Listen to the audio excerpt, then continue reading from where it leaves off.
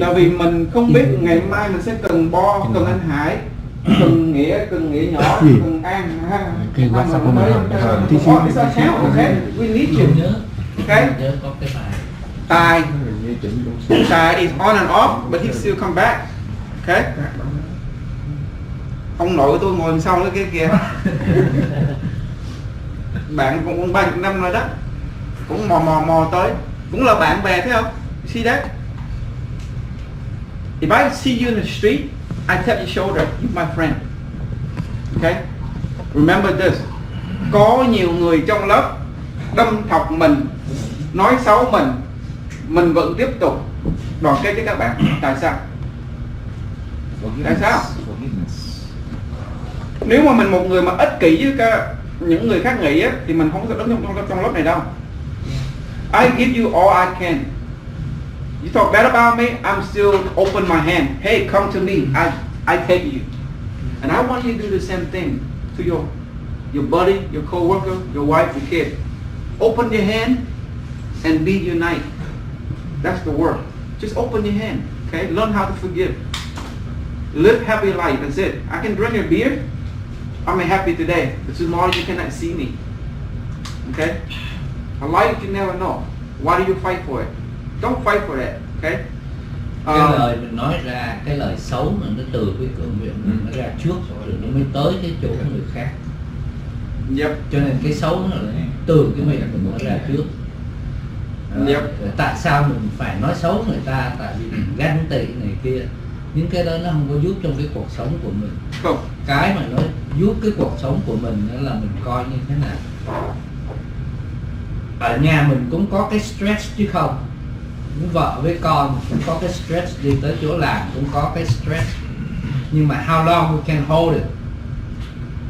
And how can we drop it? Mình release cái stress thì cái life của mình nó better.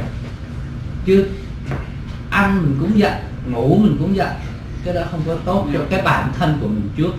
Tức là mình hại mình trước thầu thiệt thầu lẫn thân trước. Yeah. Nếu mà nói là lo cho cái bản thân của mình trước không á, thì giống như là mình ích kỷ, nhưng mà nếu mà mình không lo cho bản thân của mình trước là mình sẽ không có giúp được ai. Anh em vô nói với các điện thoại nha. Đừng nói sao lạ. Anh Hải á, có nhiều lần cái phỏng vấn rớt lên rớt xuống, mình vẫn tiếp tục help anh Hải. Nhưng mà anh Hải cứ nghĩ là anh Hùng sẽ bỏ anh Hải. Mình không bao giờ bỏ ai hết trơn. Một ai không bỏ một người nào bỏ hết trơn. Người nào vào trong lớp này mình đều mở bàn tay rộng ra, mình đón chào. Mình không bao giờ mình bỏ. Kể cả anh Châu cũng vậy nữa. Anh Châu với mình là mình nói là bạn lâu năm rồi. Mình có thể vì hy sinh gì công an việc làm cho mình cho anh Châu cũng được nữa. Không. Mình nói thiệt luôn. Ok.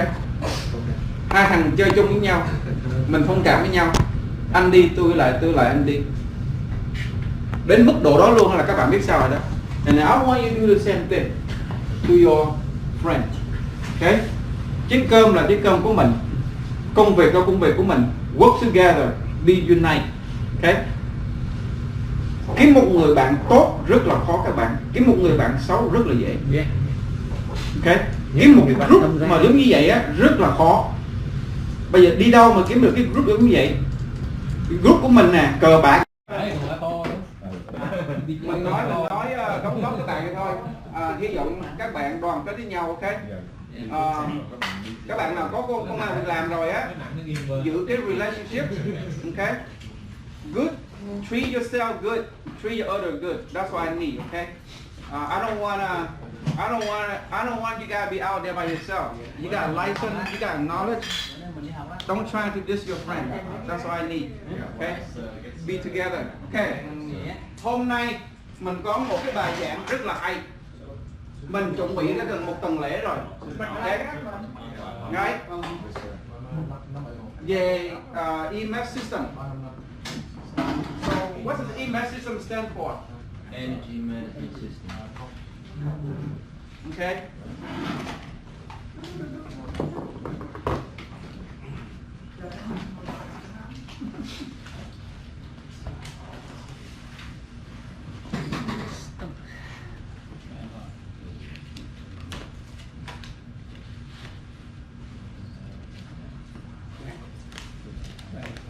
Okay, That's how it stands for.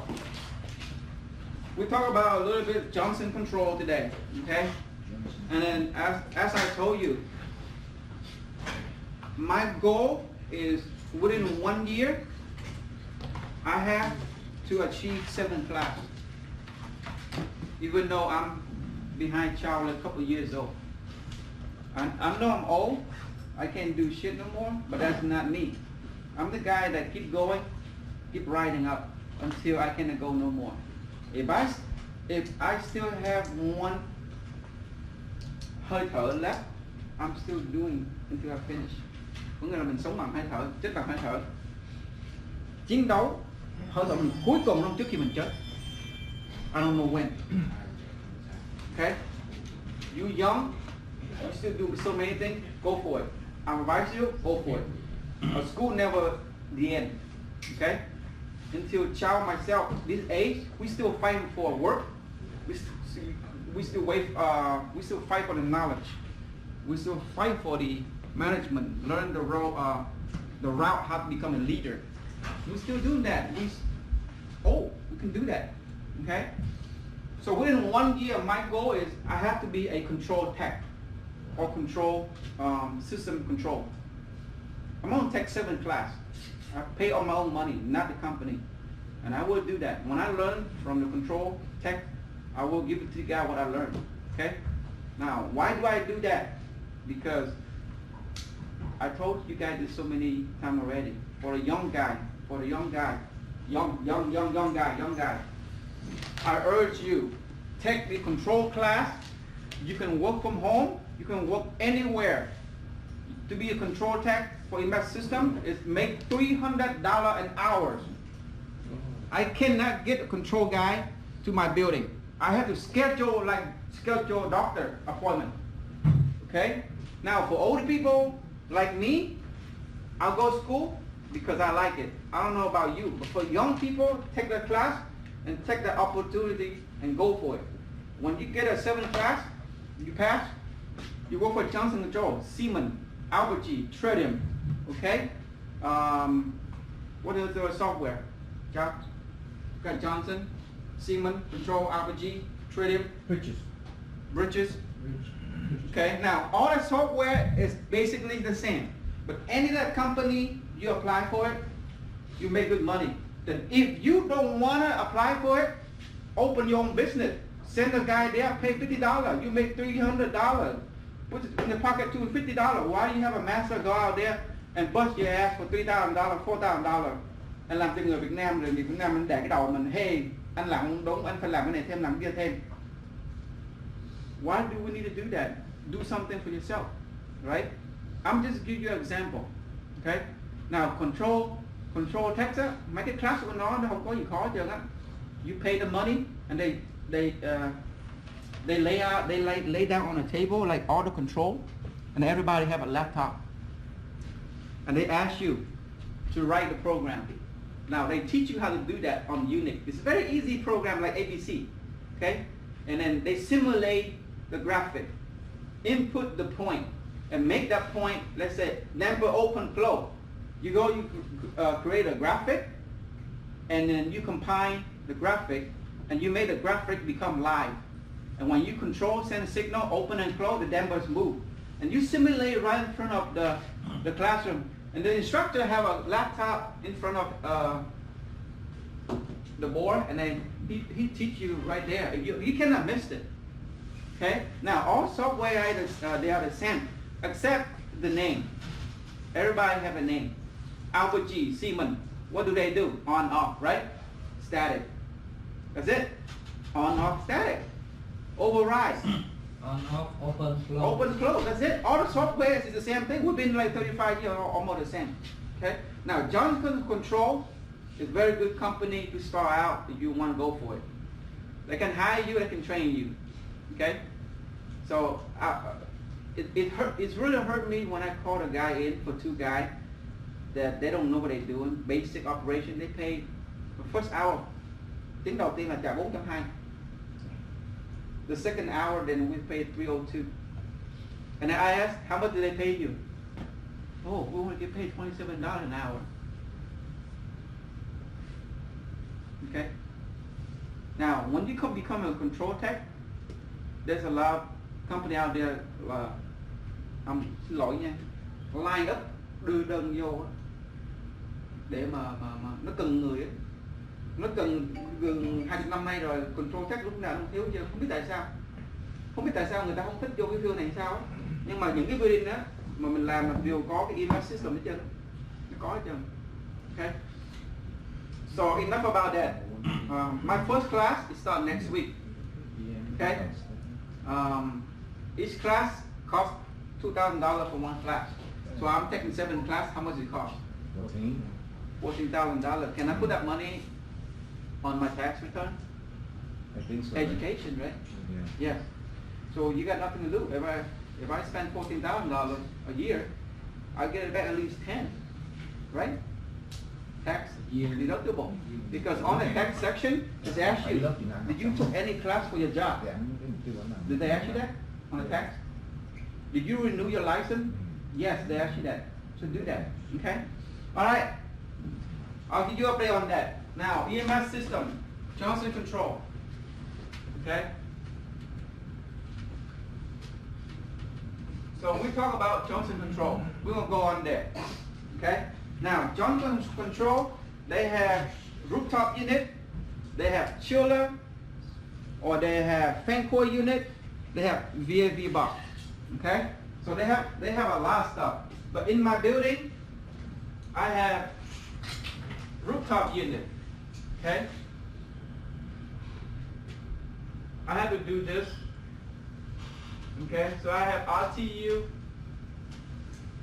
1, RTU 2, RTU 3, RTU 4, right? Now, on each RTU, I have router. Router là cái gì vậy? Router là cái gì? Thiết bị giao diện. Yeah, thiết bị giao diện cho network đúng không?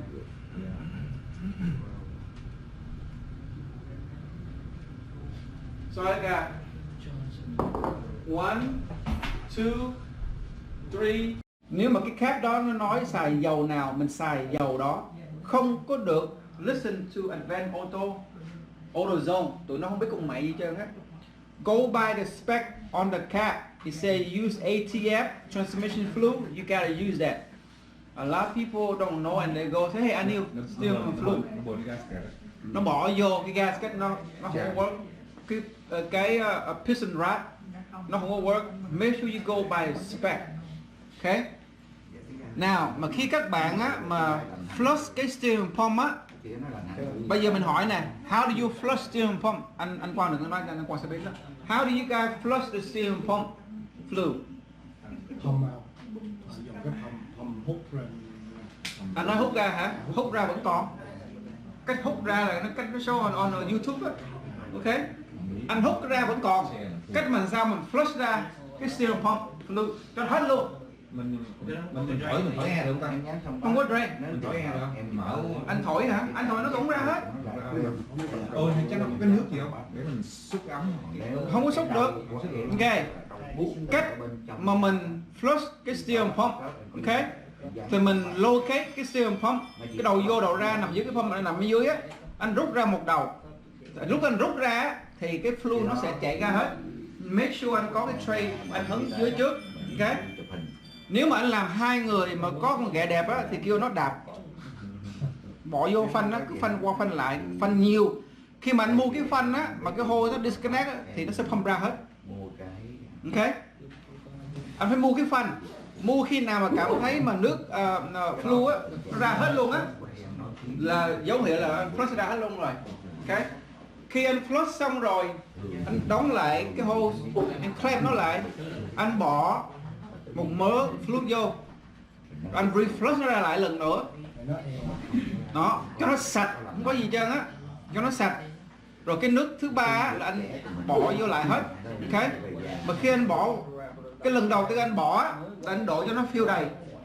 Anh làm một mình đúng không? Đổ cho nó fill đầy.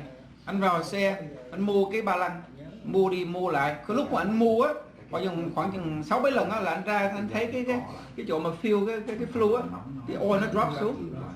Ok, không sao. Khi nó drop xuống anh fill lần thứ 2 nữa, rồi anh cũng muốn làm cái trang vậy vô ba lăng, anh cứ quay qua quay lại để cho nó air nó ra, rồi flu nó bơm vào trong cái piston á.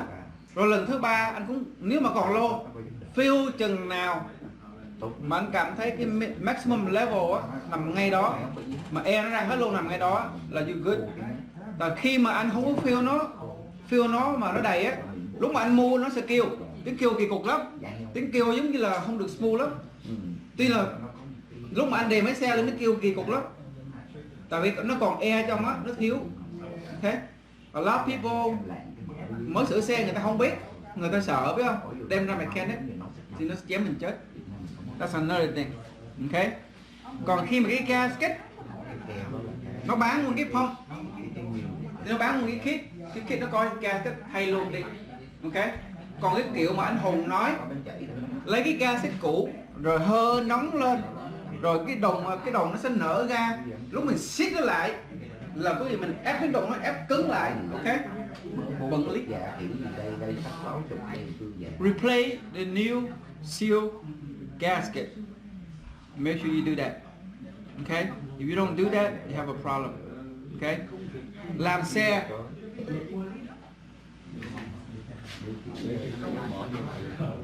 nên mua cái này anh em có chiếc xe đừng có tiếc tiền quá. Okay, it have 3 speed. Okay, it have a flashlight, you can control it and you can increase it. It's very good. Okay, tại vì cái này là 200 horsepower. Okay, buy one for your car, for your house. Buy one. I'll buy one and give myself for Christmas. You need to have one in your car. Okay, it's very good. Work on your car, angle, you can do anything. Okay, còn cái này nữa để trong xe, thằng mày đen nào đụng nó lấy đập chân mẹ luôn. Nó là riêng 167 rồi không có battery. Battery có 3 cục à. $200 you can get one. Cái này làm gì anh Hùng? Mở xe, mở đủ nướng xe nha. nó là impact á, nó impact á, tại vì hồi xưa mình dùng e giờ nó dùng không.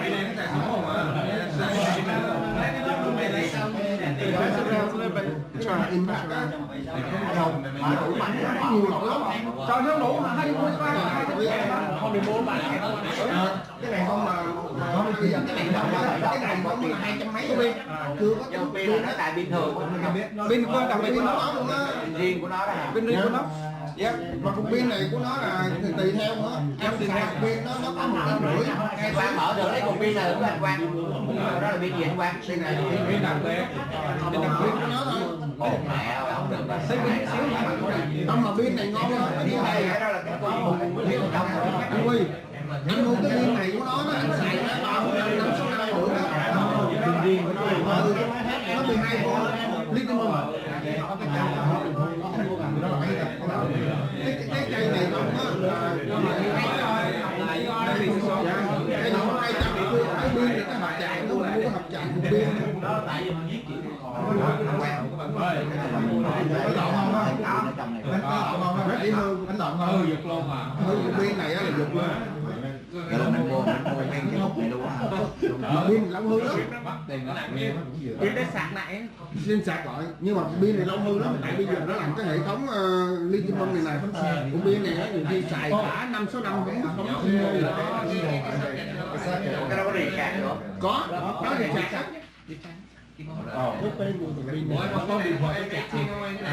có cái MT đúng không? Dạ, cái MT luôn, có pin cứng luôn. Hay gì bây giờ cái Có hai loại pin. ngày xưa anh vô shop anh thấy tụi nó dùng cái cây mà bự bằng e đó. Bây giờ làm Bây giờ thắng nhiều á. khi anh sửa ngoài này thì Ở đây ở đây ai làm thắng nhiều nhất? Thắng xe. Đâu phải Việt Nam đâu. Thắng xe. Làm thắng xe mỗi cái này là ngon lắm. Tại nó có cái angle á. Dạ. Rất là ngon. Là mình lớn tuổi mình dặm nó gãy tay đó. Ok. Anh không có mua riêng có gì mà anh không được rồi. It's okay, you can rent. Anh Hậu đâu? Cái đề mà cái brushless tức là nó không phải khang đâu. Đúng rồi, brushless. Không có màu. Mua the one with fuel. Là có nghĩa là anh cái cây đó anh xài hoài khỏi cần sợ nó hết sợ than. Guys, Mình không hiểu mình chỉ hỏi thôi. you know, you see right here, Mà ví dụ như anh mở fuel, right? ngày xưa Fuel. mở á, If you buy the brushless, là mình xài than, thì nó sẽ cháy xài than lâu ngày nó sẽ mòn đi. Mà xài fuel á, bị cục than nó không còn đi, xài dễ dàng luôn. Take cái battery thôi nha. cháy So make sure you buy the fuel.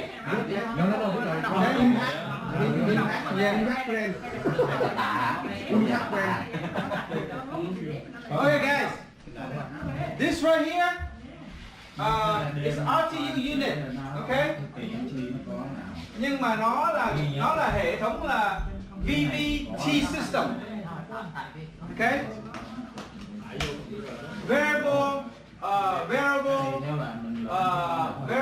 T stands for volume. no, variable volume, thermal volume something. T system, okay? Yeah, VVT.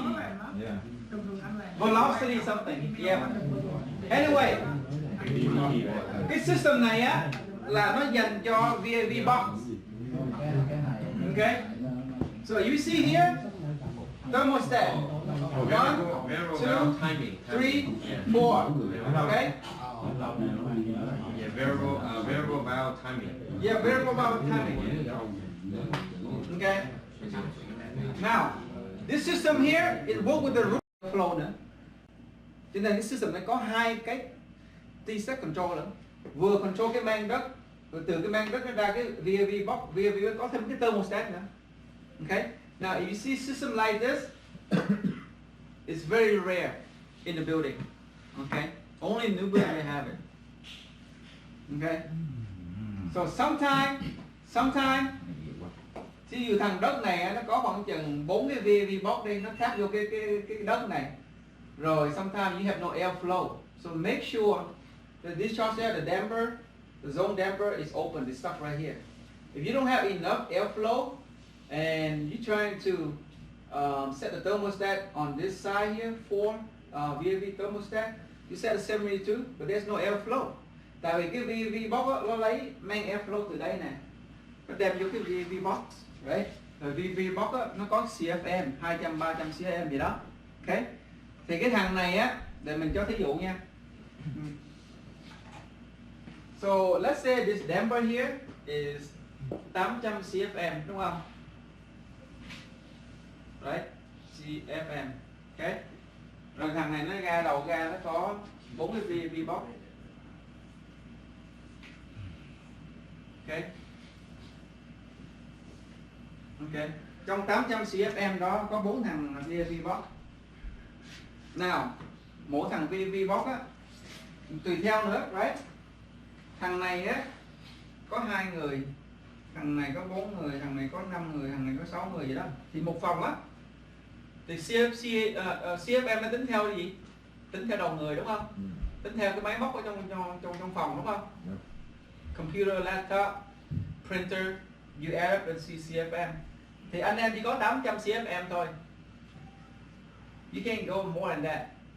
Ví dụ bên đó có 800 thôi, chỉ thằng này 120 đi CFM đi, thằng này 140 đi, thằng này 200 đi, phải không? Thằng này 240 đi, cộng lại bao nhiêu? 2, 4, 5, 6, 700, còn 720, còn 80 nữa. Còn dư 100 bên này đúng không? Có xe không?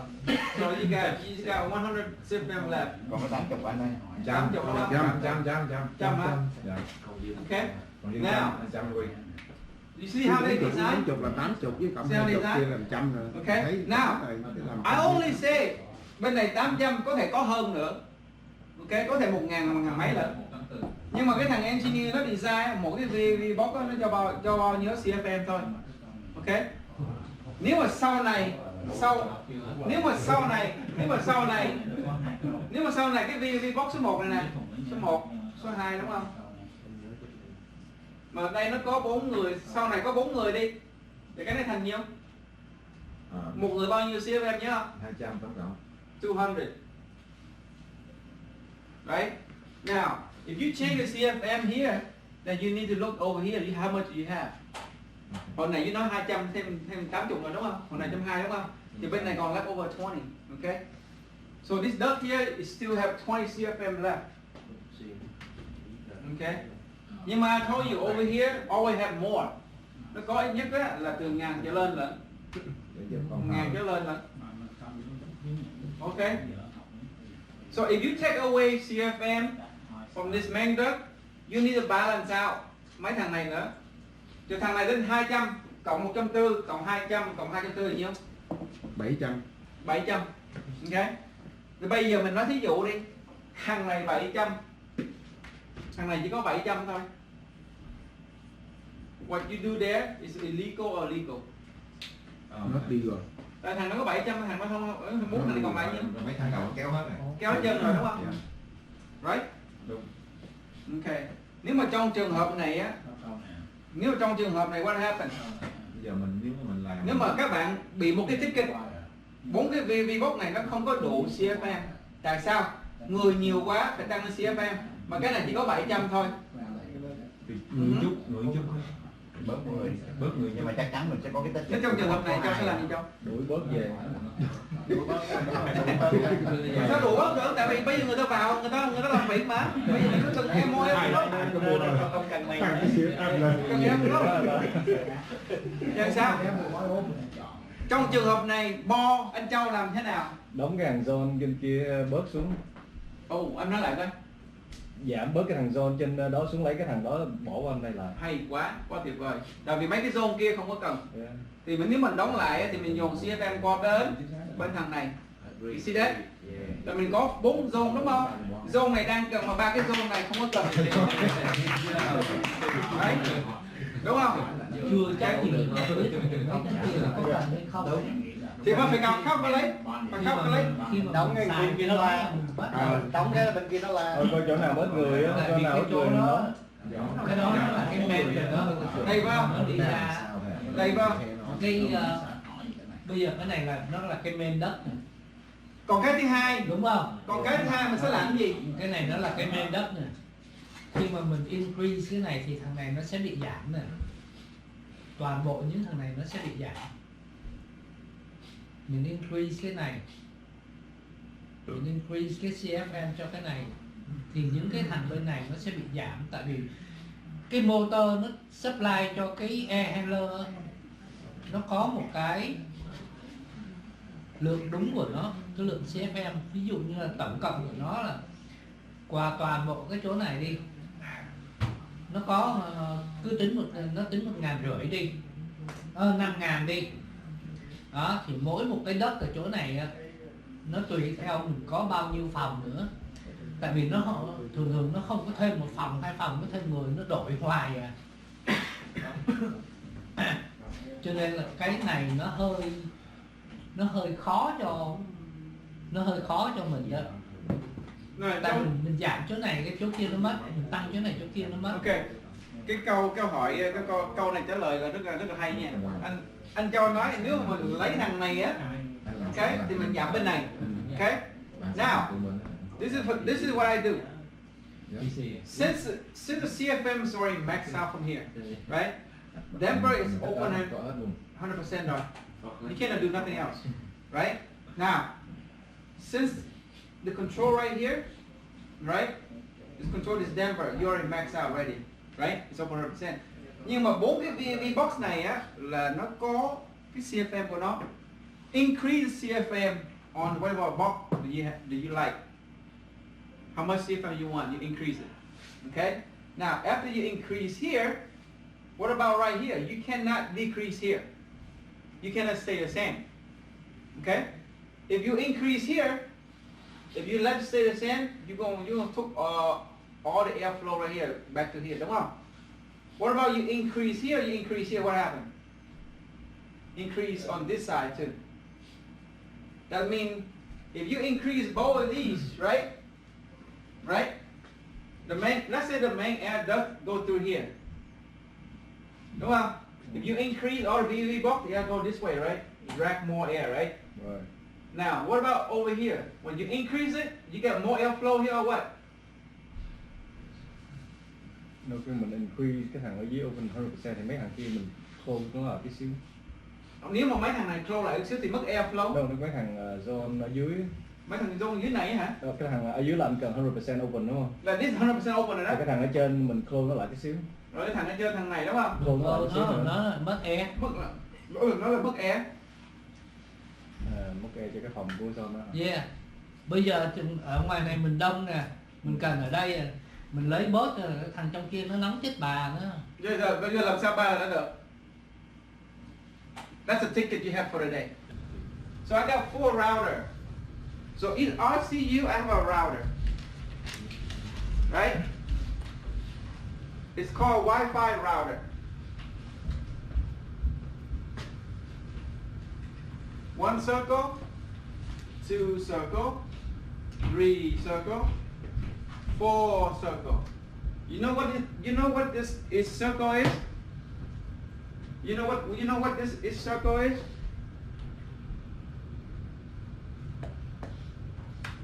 Nhấn lại cái Local network. nhấn cái lại thôi, nhấn cái lại. Cho nó tắt đi, cho nó đỡ nóng. What this circle is? Tại vì mỗi cái unit đó, nó có một cái circle, right? Each unit have one router. 1, 2, 3, 4. Now, each unit have their own router. But how this router talk to this router? And that's why this router here, it will cover, it link together this unit. And this unit link together with this. And this unit link together with this router. As long as you got the router linked together like this, it can talk to one unit to another unit. Okay? Now, if the router is if one of this router here is gone, what happened? What happened to my RTU 1? Lost communication. You lost communication. Okay? Now here's the question. Tại sao mình không có hardwire nó, mà tại sao phải xài cái wireless ở trong cái đi? Tại vì nó design á, lúc mà engineer nó design á, nó làm biến nó chạy dây. Thì nó nói, bây giờ technology rồi, bây giờ xài router wifi đi. Có chuyện gì mình router wifi nó dễ hơn, right? Nhưng mà thông thường á, người ta chạy hardwire, Cat5, Cat6, đúng không? Chạy thẳng vô cái router luôn, right? So it's better, right? But the engineer design, that's what they want to do. So if I have like 14 RTU units, how many routers do I have? How many? 14. 14 Right? the wide. Nhưng bây giờ cái router này á, bây giờ nó 10 năm rồi, right? You think you can get the router after 10 years, the same one? No. Now, here's the problem here. If you get new router, what happened to the old router here? Doesn't need update. It doesn't link, update. So it's not communicate together. Tại cái router của mày mới quá, cái router tao 10 năm cũ rồi, tao không muốn nói chuyện với mày. Thằng mới nói vậy đó, còn thằng cũ nói là, oh, if that's the case, then I'm retired. I retire. Okay? So the router, when you come to the site, make sure if you are a control tech, if you come to the site, you don't know EMS system. What is the first thing you need to do? Let's say Chow is the engineer. I'm a control tech. I come to Chow. Okay? I'm control tech. I come to Chow, I say, hey, what's the login for EMS system? What's the login? You think Chow give to me that login, or I ask Chow to give me a login? Tại vì nó là cần control tech. Trước khi nó vào coding đó, thì điểm thứ nhất là nó đã có contract rồi. Điểm thứ hai, nó có cái admin login rồi. Nó không cần mình. Tại mình đó là cái thằng, không phải là cái thằng program change the point to the system. Mình là cái thằng là cho mình cái basic operation thôi, on off override thôi. Còn cái thằng mà admin vào thì nó change lại được cái message point đó, nó rewrite the program, nó change the graphic. So what's the point, right? So I'm not going to ask y'all, I'm going straight into the system.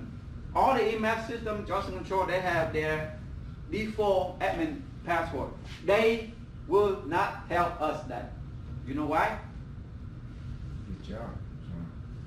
If they tell everybody that their default password, what happens? You mess it up something and then they go. Không có make money. That's number one thing. But somebody go there screw the whole system. Because I see that happen. Mấy cái thằng chip engineer á, mấy cái thằng chip engineer á, mấy thằng cà chớn chip á, không phải anh Châu với mình nha, mấy thằng chip cà chớn á, I want the admin password. You know what they do?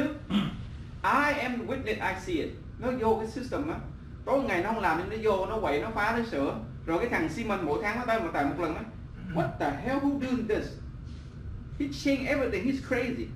You know, you got people like that. People like they like to quậy trong cái system á. Instead he go out and do his job, but he didn't do it. He like sit there and then do it. You mess up the whole email system, Johnson control. Có thể là nó không có hiểu. Nó That nghĩ, exactly. nó nghĩ là nó làm cái này được, nó correct cái này, nhưng mà nó lại nó sai mà nó không biết đó. Cái problem nhiều cái mình làm sai mà mình không biết, mình cứ tưởng là đúng. Nhưng mà bây giờ hỏi các bạn này, bó pay me tôi viết cái phần mềm để mà cải thiện cái máy 4 cái top unit để nó chạy theo đúng cái sequence của nó, rồi đùng một cái quà nó vô, nó quậy, nó phá. You think you happy about that? Now I'm a control guy, I'm not happy. Of course I'm gonna pull up the histories. Right. Who's logged in doing that? You see that? Who changed the set point? Who changed the set point like that? Okay, now change the set point is not issue, but changing the graphic, changing the cái phần mềm nó viết sẵn rồi. Ví dụ là supply fan no greater less than 74. You have to write that in the unit. Okay, so the unit combine and then create the set point. You can change or you can override. It's not that easy. Mà thằng chip mà vào đó rồi là xong rồi đó. Anywhere chip got into the system is messed up. And this is where he said, oh, that system there nobody touch, only me touch. 99% we don't want to touch. Me and Chow with chip for a long time, we don't want to touch. We want to know the operation. We'd be able to what? Change the password, delete the password. It's Chow at my level, change the password, delete the password, override schedule, and remove override, and then override some special set point. That's it. All the cheap, you don't need that. And that's why we have Simon every month coming in to do that. Okay? Now, khi mà thằng Simon nó vào á, thì các bạn cũng đừng nên hỏi nó nữa. Tại vì nó không có chỉ các bạn đâu. You guys sit there, you see, and then he gonna do. Mẹ nói thiệt á, mình làm người mình nhìn cũng xoàng luôn á. Nhưng mà cái thằng nào mà trong nghề thì nó biết đúng không? Nó không có chỉ, tại sao? Cũng là miếng cơm của nó. See that?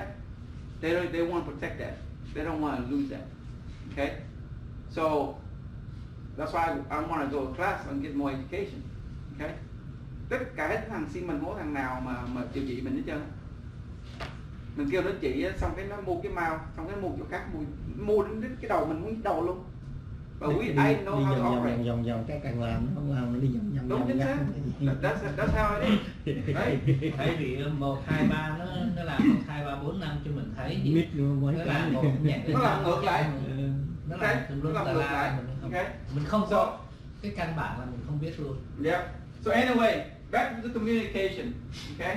If one of the router is missing, that means you break the communication between RTU1 and RTU2. Okay? And that's why I'm going to log in. I'm going to show you the communication right now.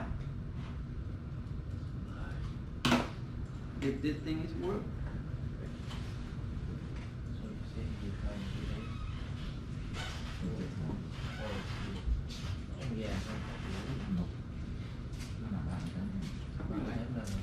Now, my level, I don't know about y'all, my level, I can go in there, change the IP address. Okay? Let's say one of the routers, it's got the obsolete, and I buy another router, right? And I have to update the top unit, work with the chiller. And normally, when you see this, there's a lot of VAV box in the building. Okay? They have zone. So cái RTU số 2 này á, nó serve 4 zone. You got 1 thermostat, 2, 3, 4 zone. So this system here is supply air to the VAV box, but it's 4 different zones. Now, Why do we have one system RTU có 4 cái thermostat? Tại sao? Tại vì zone nó cần control, đúng không? Thì thông thường á, cái RTU á, nó supply ra one temperature thôi. Thì one temperature everybody gets 72. Bây giờ nó supply ra một cái đất này mà nó có 4 cái zone để control nó. So that means the VFD box tapped to this duct and you control by the thermostat. Okay? This thermostat here, it can set 73, okay? Or whatever you like, 70. Okay? Now, when this thing is set, the damper of the VFD box will move, open and close. You got 4 zones. Okay? Now, this is the main duct come to the VFD box. Each zone have one. Okay? So this thermostat here, Nếu mà mấy cái zone kia mà mình không có chỉnh được, mình không lấy được nó thì mình có thể giảm bớt cho Bây giờ mình đi không có giảm được, tại vì anh giảm cái này là mất bên kia. bây giờ nếu mà cắt đúng đó thì như Hải nói á, là mình đi mấy cái room bên kia. Nếu mà cái room bên kia ít người thì cái room nó còn quá không sao. Đâu có đụng với mấy cái room kia đâu. Còn bây giờ cách này nè, có cái room này nhiều người. không có sao hết trơn á. Anh tăng cái thằng anh tăng bên này lên thôi, tăng hai bên lên hết luôn, không sao hết trơn á. Here you increase already, right? Go up, right? Rồi VV góc bên này anh cho nó lên luôn, lên hai bên luôn. Ok? Tại vì á anh cho lên hai bên á, cho nó đồng điệu với nhau. Nhưng mà anh cho thằng này lên ít một tí thôi, thằng này lên nhiều một tí. Tại nếu mà anh đóng ở đây á là anh lose airflow. You want to leave it open, but you want to increase the VFD box motor, CFM. Bên nhiều bên ít. Anh em có ý kiến nào không? Đúng rồi, đúng rồi. Tại vì mỗi một cái air handler như vậy á, là nó có cái VV box nó control cái speed của cái motor, đúng không? Thì mình phải increase cái thằng này, mình increase cái motor nữa thì cái RPM của nó sẽ quay nhanh hơn, thì nó có nhiều air hơn. Đó, mà mình không có increase cái này, mình cứ lấy em này đắp em kia là có em khác lạnh đó. Nó lạnh lên, nó trong lên. Tại vì á, bây giờ Hùng nói nè, cái RTU này á, RTU này nó supply 4.000 CFM đi. Ok? Bây giờ trong cái đất này á, nó có bao nhiêu ngàn CFM? Mình nói thí dụ thôi. Nó cũng là 4.000 vô đây nó là 4.000. Rồi đến khi mà mình mở cái này ra đó, thấy không? Là cái thằng này nó lấy mớ, rồi thằng này nó lấy mớ. 4.000 còn 3.500 xuống. Thì nó sẽ bị mất đi. Cuối cùng nó sẽ thứ 8. Rồi nếu mà mình bây giờ mình đóng bớt thằng này, mình thêm thằng này, thằng này Mức nó khóc. Nó khóc. mà nó khóc rồi mình có ngồi yên được không? Mình phải cho nó bú. Đúng rồi. So guys, this is already 100% open, always. Okay? Always 100% open. Let's example. Nếu mà các bạn đóng bên này á, thì cái air đó nó còn dư lại á, so what happens? Nó đẩy về hai cái này. Thì bên này á, nó bị less air. Cũng khổ với mấy thằng kia. Em nghĩ là cái thằng đầu nguồn bao giờ cái lượng air nó cũng lớn. Mình đương nhiên là những cái air, cái thằng ở đầu nguồn bao giờ mình cũng phải mở nhỏ hơn. Cho nên người ta nói gì? Có đủ cho mấy thằng. Tại sao người ta đặt là balance the airspace là vậy đó. Mà nó quay rõ nó. How do you balance them? 450. Calculate You balance heat reduce của cái phòng đó. heat reduced from the room and the CFM and the person, how many person on the room. Okay. Bây giờ bo có balance đi nữa, mà balance theo cái spec của engineer design không có đúng. Tại vì chỉ bây giờ engineer design là design cho một người thôi. Bây giờ cái phòng nó thành 4 người, 3 người, bây giờ anh design thế nào? Anh phải go by what you see. Nhưng mà điều kiện này nè, anh em phải làm thu ra cái spec của cái VV box này 200 CFM đó. Hồi xưa nó design 120 thôi. Bây giờ có 4 người rồi, mình phải cho nó biết, do you want me to do this or not? If I do it, I'll increase CFM from VV box to 200 CFM. But you know when I do that, I'm gonna take airflow away from another trunk, air trunk. So I have to increase airflow from another VAV box from cái main unit. for main unit. Okay. Các anh em thấy nó phiền không? Tại vì trong cái nghề của mình á là mình dám bảo đảm anh em sẽ đụng cái chuyện này Được nhiều lắm. rất là nhiều luôn. Mà chưa đâu. Khi mà cái thằng engineer nó design á, nó không có design cái phòng, rồi sau này nó làm thêm phòng nữa, kê bàn thêm người. nó kê bàn thêm người còn đỡ, nó chơi một cái phòng mới đó. Nhưng mà cái phòng này nó ngăn ra nè. Để giảm Cái cắt nữa luôn. Nào em có cái câu hỏi mà của tuần rồi á, anh Hùng nói về cái mà EMS nó bị down á, xong rồi bắt đầu mình mới turn on manual, thì mình turn on chiller, turn on fan, turn on pump bằng manual. Thì như vậy á, là cái VV box á, là mỗi một cái floor á, là mình phải lên mình turn on manual hết ra mà. Về cái trường hợp cái VAV box khi mà mình mất cái điện của cái đó thì cái có những cái nó tùy theo cái VV box. Nếu mà khi mà mất Vì nó cái, lost control của cái thằng EMS rồi. Không có box. Nó chỉ cái có nó chỉ do dành cho cái VFD thôi. nó tùy theo cái Anh bypass cái VFD thôi, còn cái VV box không cần. cái VV box nó link vô cái air handler unit của mỗi cái floor đó, là nó có cái lượng air nó thổi từ cái air handler. anh chỉ cần reset cái air handler unit thôi. Mà cái khi mà cái nó mất như vậy á, thường là mấy cái damper của cái VV box nó fully open, cho nên mình mở cái air handler là nó vẫn có air nó thổi. Nhưng mà mấy cái đó là cái trường hợp mà nó down như vậy là mình không có để nó lâu được rồi đó. Không có được. Cho nên là mình làm được emergency là mình phải gọi cái thằng control tech vô. Đó là emergency service call. Còn không nữa thì dùng thằng control tech on site if he know what to do. If he doesn't know what to do, then Châu have to go plan B. Nếu mà anh Châu mà gọi thằng control tech vào á, là thằng control tech on site has something wrong with it. I pay you to do the job, but you're not doing your job. That's another thing. Okay.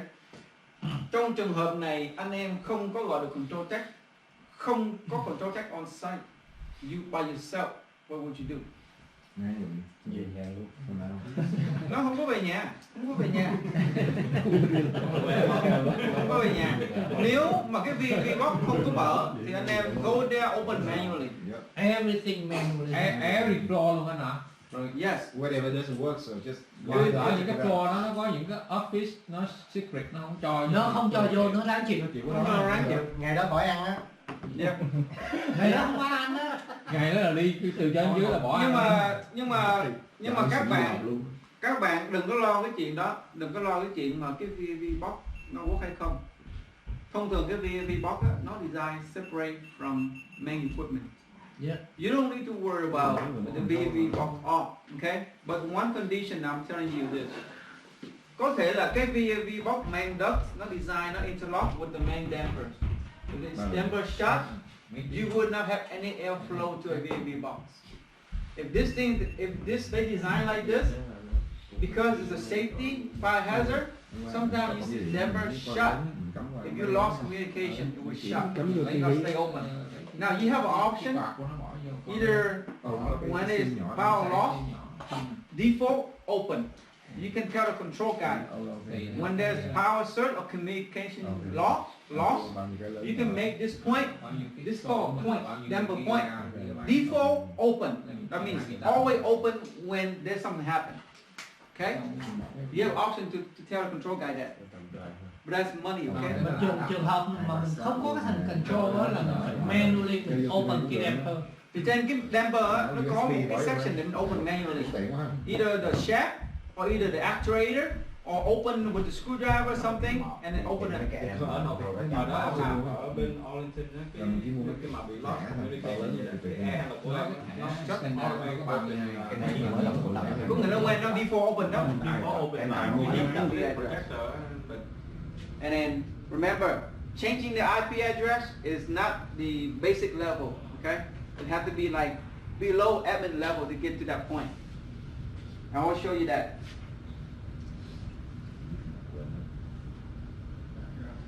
Now, let me ask you a question. Mình có 4 cái router 40 feet cao. How do you check? How do you know the router is bad? Boy, you know how? Anh Quang, you know how? 40 feet cao. 4 cái router này nằm trên 40 feet cao rồi. How do you verify that router is not working? You don't have a one-man lift. We don't have a scissor lift. You have nothing to get up there. I don't know. Let me see. Can we ping it? Ping like 127.0.0 or something? That's the IP address. Yeah. Yeah, we can. We ping that things and then it should response back.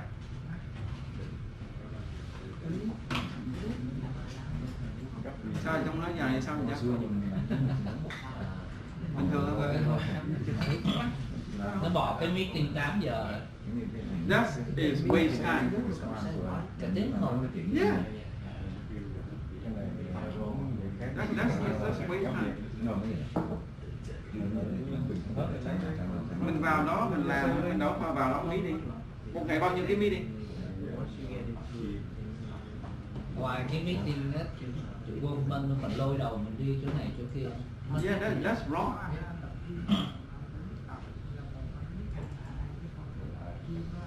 Too many meetings. Nguyên một cái ngày thứ 3 là hết gần hết 1.000 meeting. Một ngày thứ 2 là 5 cái meeting nữa. Nó meeting riết ông nội ông cố nó meeting sao mà nó không làm được gì trên. Rồi mình về mình phải meeting on cái phone nữa. Đi về nhà còn meeting nó phone nữa.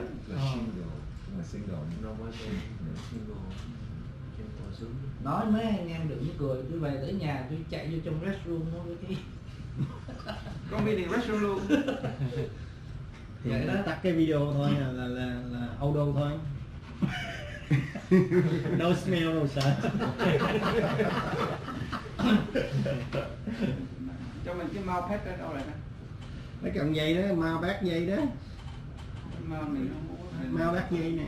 rồi cái tờ giấy lên cũng được, lấy cái này để lên nè, nó cũng vuốt vậy. Đâu, cái Thử coi Cho nó bóng ngon để được. coi chạy được cái gì mới không?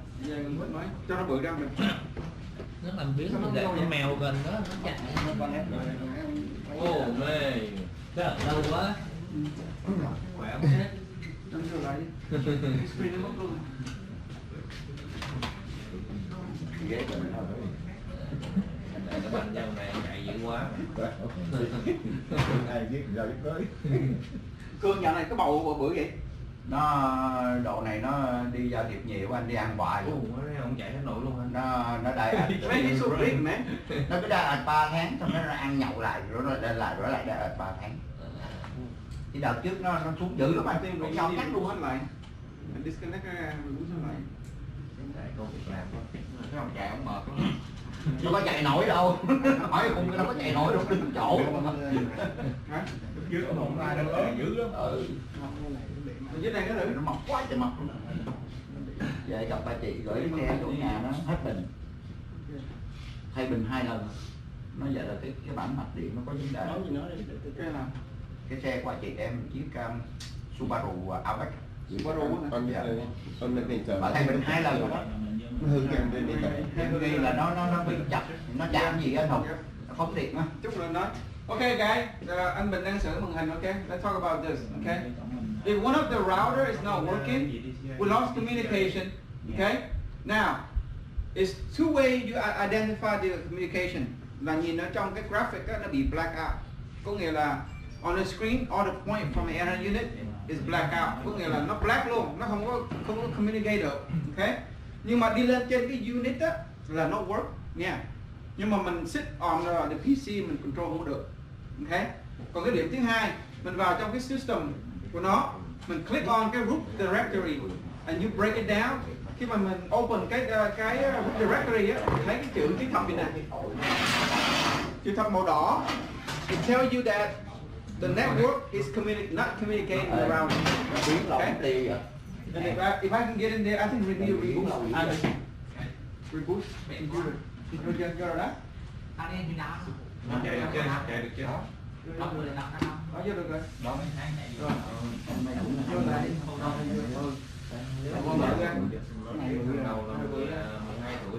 Yeah.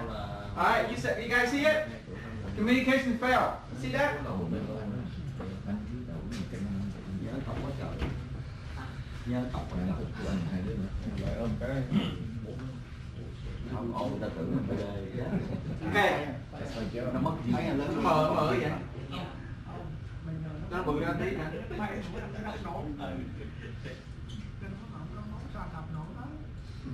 Nhớ là cái này có thể bây giờ anh em không có hiểu, nhưng mà cứ học đi thì một ngày nào đó đụng một cái là làm được. Anh Hồng, Mở thường đó. 7 cái lớp đó là tức là 7 cái topic khác nhau. 7 cái lớp đó là 7 cái khác nhau. Control level 1, 2, 3 and 4, 5, 6, 7. When you become a class 7 là có nghĩa là you top the line. Okay.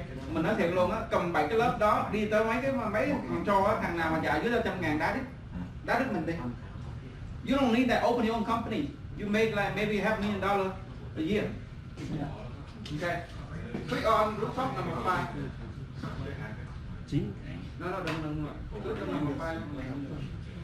Okay, number 5. Yeah, number 5. Okay, you see the blackout? See that? Everything is black out. Có nghĩa là cái router của thằng số 5 á là nó bị chết rồi, dead rồi, nó không còn work nữa. Okay. Now, I call the manufacturer. Manufacturer say, sorry, we don't make no more. Now, there's two options that they can do. Một là thay hết tất cả cái router mới, tại vì cái router cũ á nó không có update được, nó không work chung với cái router mới. Còn hai á là hardwire nó, ok, thì forever, đúng không? Bây giờ hai con đường lựa chọn. Hardwire á thì anh phải provide labor, provide wire, provide conduit. Còn mà về mà router á thì anh cần cái clip lên đó anh thay thôi. Thì chứ anh có 10 cái đi, anh mua cái clip về anh đến đó anh thay hết luôn. See that? So that's two options. Cái option mà hardwire mắc hơn đúng không? Cái option mà mướn cái clip, cái thằng nào không mướn cái clip thôi, right? Nhưng mà thằng kia phải chạy dây từ 100 feet này qua 100 feet kia, từ lắm la trên nhiều lắm. So the second option they want it, they update all the router. But I give them two choice. Option A là mày làm ơn, mày ra ngoài thị trường mày kiếm cái cũ cho tao có được hay không? Hay là cái thằng nào có trên eBay nó bán cái cũ. Nếu mà có thì mình tiết kiệm được tiền. Còn không có thì option B, mày thay hết cho tao. Cho nên đó, always choose two options. A, Google it, eBay it, see who have it. Yeah. More donut. Damn. Okay. Sao học thôi. Yeah. So what I'm trying to tell you is, khi mà các bạn học cái level 1 á là nó chưa cho các bạn create mấy cái chữ này, mấy cái này, mấy cái graphic này. They don't let you do anything yet. Level 1, they want to teach you the hardware, the hardware first, and then introduce you to the software and the hardware, and then lúc mà có việc anh hồi đổi buồn ngủ thì mấy cái đó là nó set up trong cái hệ thống sẵn rồi đó. Tại vì những thứ mà anh Quang nói á là để dùng cho cái main loop, cái main children loop, hidden loop. Còn cái VV box có thể hay là shutdown luôn nha, có thể nha, box thì mình nếu mà error shutdown á thì VV của nó shutdown. Nếu mà error nó on manually á là cái VV của nó sẽ on, Là nó sẽ on. nó sẽ on. So Khi mà watch out. Khi mà mình turn nó on hand rồi, nó on là mấy cái kia nó on. Yep. Nhưng mà cái chính của mình á là mình phải lo làm sao cho cái building nó run. Mấy em kia hot 1-2 chỗ nó không thành vấn đề. The whole building. Ở bên đây building mình ấy vậy đó, mỗi tầng mình có khống chế số người số mấy. Mày muốn cho bao nhiêu người vô được hả? Đâu được đâu. Được. cái đó quyền Nó quyền của nó mà, nó muốn nó quyền của nó mà. Nhà của nó mình làm Nhà của nó mà. Nghe nói là cái thằng kỹ sư á, y tế á, bạn Hoàng cười đã nghe nói hết rồi.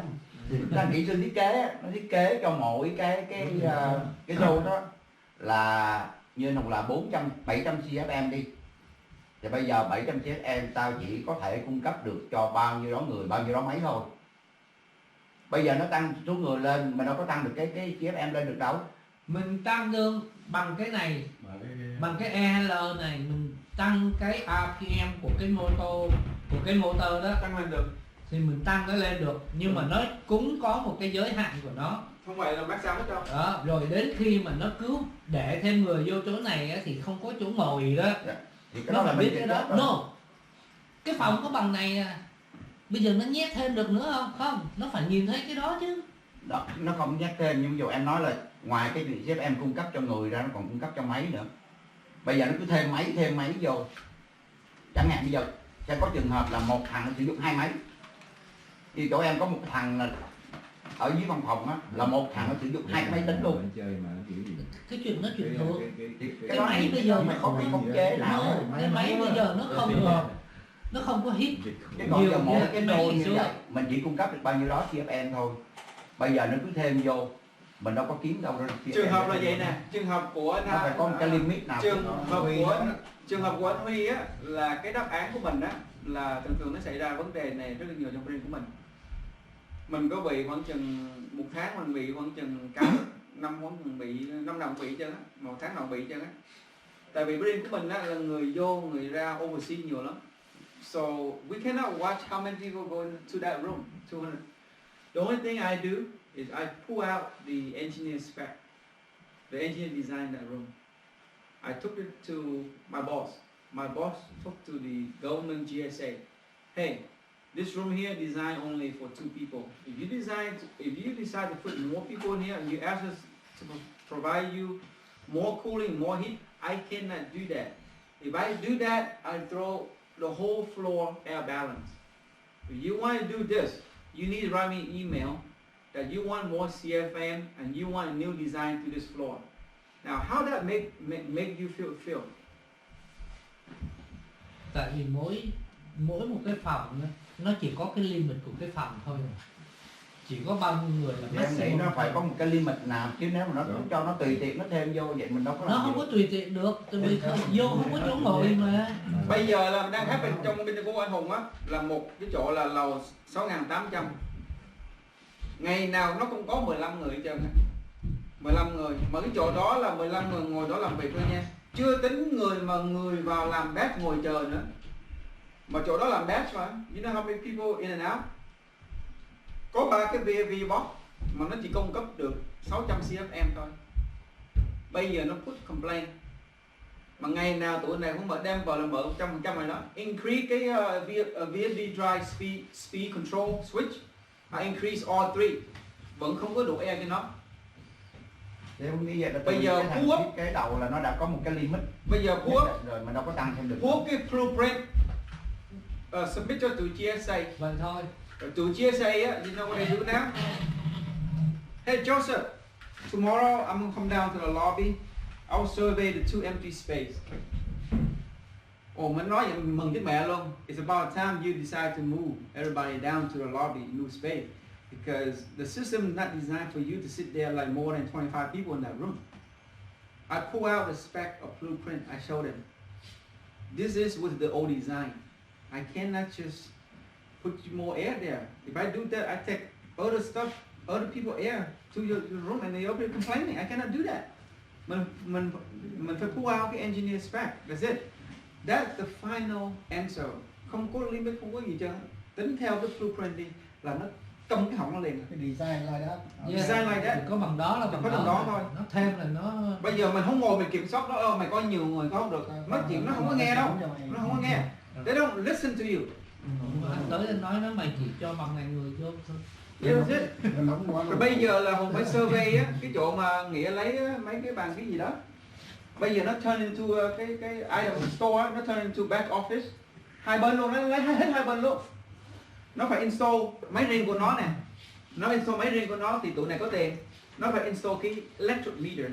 Electric meter tụi này đọc cái meter hàng tháng thì nó phải bill tiền thôi. Thông thường mấy cái đó nó cần cái dedicated unit for them. Tại sao? Và cái batch á là lúc nào có người vô người ra. Mà cái building của mình á là nó shut up at 6 p.m. Có lắm lúc nó ở đó trễ thì cái system của nó, nếu mà nó own cái system đó, nó operate by itself. Là cái system của nó là gì? Glyco system, nó run independent, separate from each other. Okay. Còn một cái này nữa anh Quang không biết nha. Tại sao trong building có glyco với chiller system? Glyco system run independently 24/7 for the computer room. Okay? Other tenants in the building have permission to use that loop to operate their business.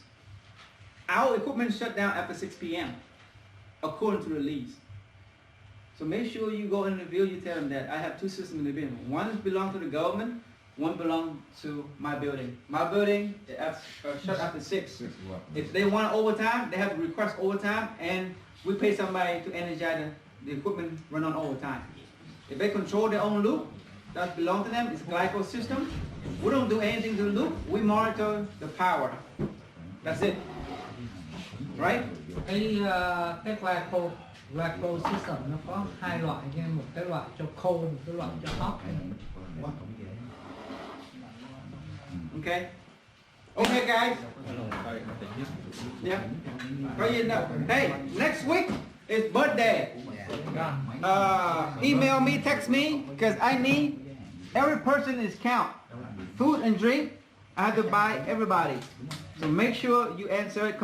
Confirm to the WhatsApp. Bring your wife, bring your daughter, bring your ex-girlfriend. Okay? Bring your wife, new girlfriend, bring everybody. Okay? Thank you very much.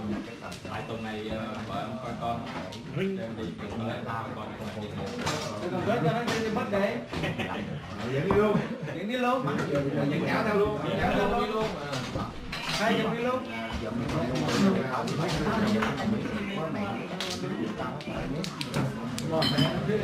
Mình đi nào cái gì đều không?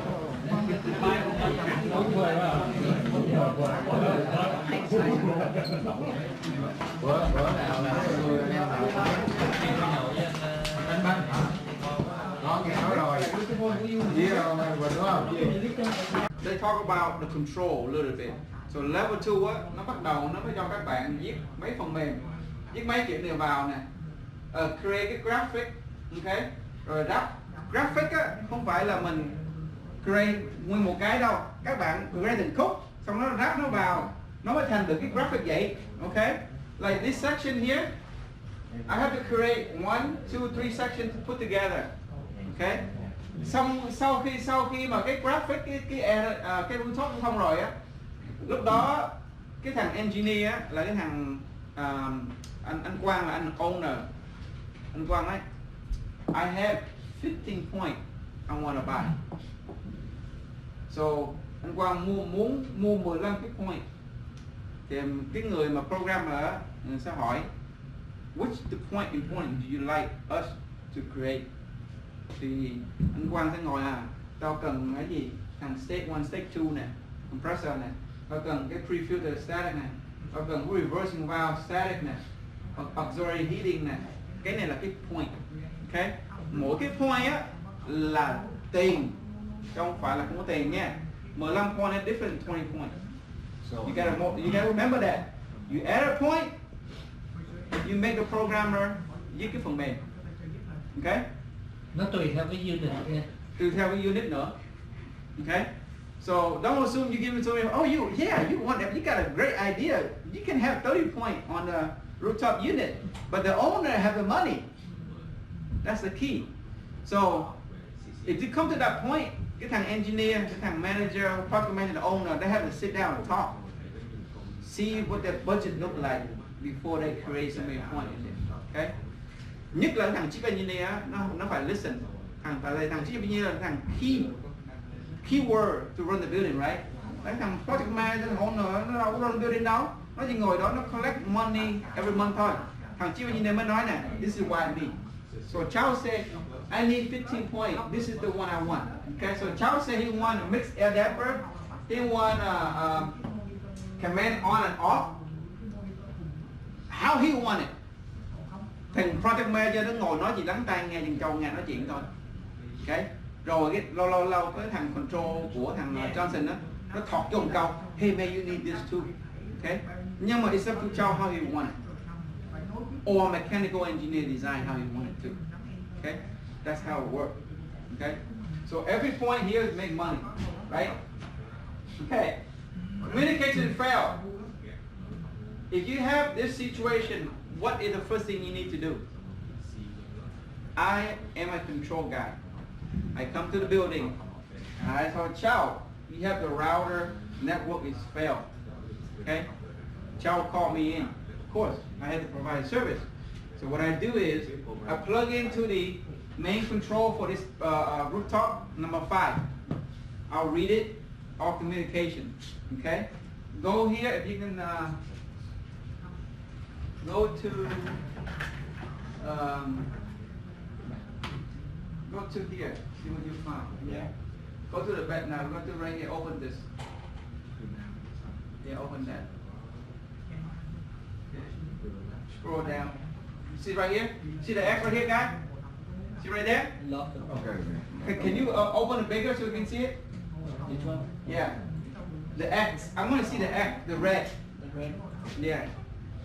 If you see like this, No good, no good. the X, it means the router is not communicating. Okay, now you can open that, open the whole thing.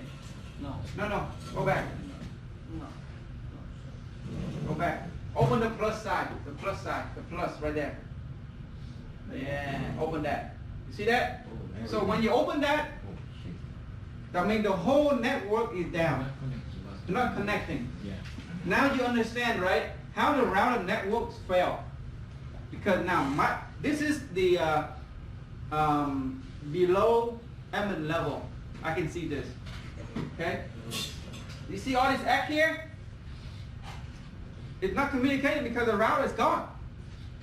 Okay? Now, you cannot do anything. The control tech can't even do anything either. Or I go, if I'm control guy, Chow will tell me, hey, you need to go on the route, make sure the units run on manually.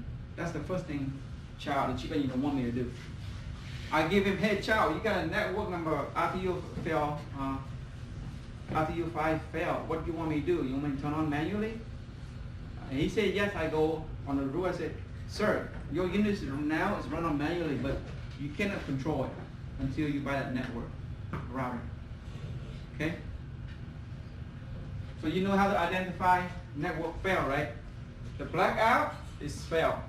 Go into the root directory, open it up, the X is fail. Okay? Now, if you are operating engineer, you think you can see this? Yes, you can see it. You operate engineer. You are the operator of the building. While you operate it, you see it. Anything is X or question mark, you can see it. Okay? Now, Oh my God. trời ơi, gà nữa anh. Thôi gà nữa. Bạn không biết cái gì đó. Anh nghe lòi gà luôn mày. Lòi đâu. Để nó biến thành gà. Đi. Uống không vậy? Rất thật. Quan chuyển cái ghế cho mình thơm quá chịu nói. I want to see what happens.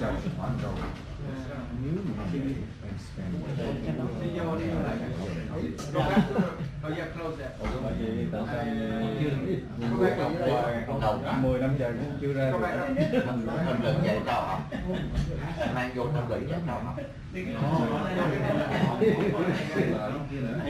Nó 14 tuổi. Cái mở rồi. Nếu mà cái này uống vô cái này lót cái Mở này ra, mở cái này. Bây giờ nó muốn Off by somebody. Go to hardware. Go back. Hiện giờ trên chính tiền đâu rồi.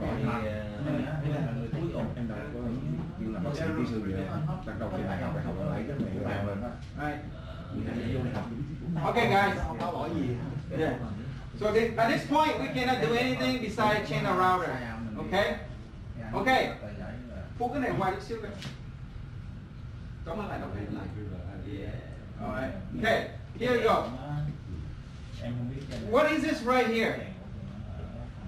Bob, what is it right here, Bob? Mixing damper. Why do they need to have that? To mix and return air với lại outside air. Why? Why? Save money, no efficiency. Because when we need air, more air, then we just open it or close it. Then you reuse the Cái air return á, là cái air mà người ta, ví dụ nó đã nóng đã lạnh rồi. Okay. Đó, cho nên cái nhiệt độ của nó sẽ khác với cái outside air. Nhưng mà cái outside air là cái mà fresh air mình cần để mình phải cần cái fresh air. Outside air thêm nè, nó vô này thấy không? Outside air nè, right here. Right. Okay. Now outside air flow is right here. Mixed air damper is right here. What's the EA stand for? Exhaust, right? Air that's don't use is what? Dump down. Dump it out. And how much is dump it out? By what? The same. Mixing air. Mixing air. And then how do they calculate dump out air and outside air and mixing air? How do they calculate that? How is cái người mà viết phần mềm á, how do they input that? It have a number. It have a CFM. It have airflow. It have a static pressure. That's how they viết phần mềm.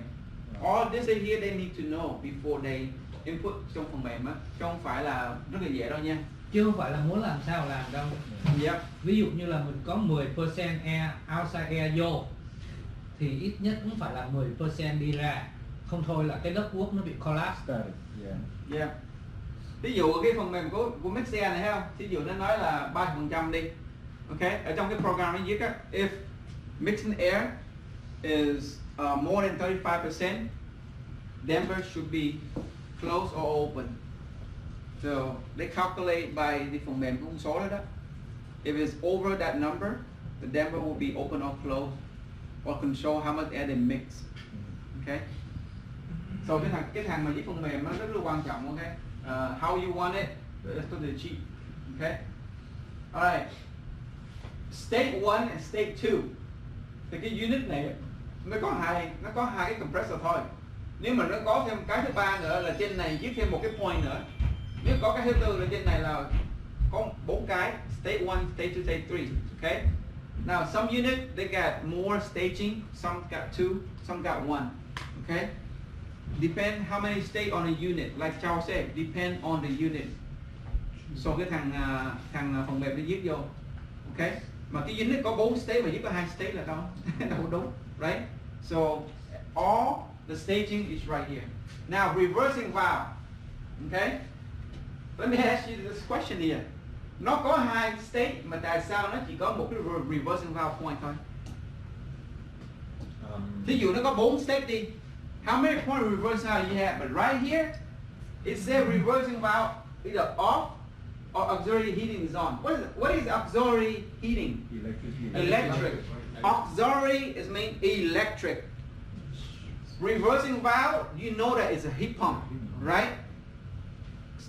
And I got 2 states of compressor. I only got 1 point of reversing valve. Có nghĩa là cái thằng mà viết phần mềm á, nó lấy 2 cái unit đó của heat pump á, khi mà cái valve reversing on á thì nó sẽ nói ok, your reversing valve and now it's energized open. Okay. Tại sao nó xài hai cái compressor nữa? Tại sao nó xài có một cái? Tại sao nó xài có một cái thôi? 2 cái compressor mà xài cái reversing valve. Yeah. Chỉ có một cái point đó thôi. Có một cái point đó thôi. Vì nó phải một là hít, 2 là lạnh thôi chứ đâu thể nào mà đúng rồi, chứ nếu mà nó xài 2 cái là compressor này là on heat, cái kia còn cold. Yeah. Nhưng mà còn một cái này các bạn không biết nha.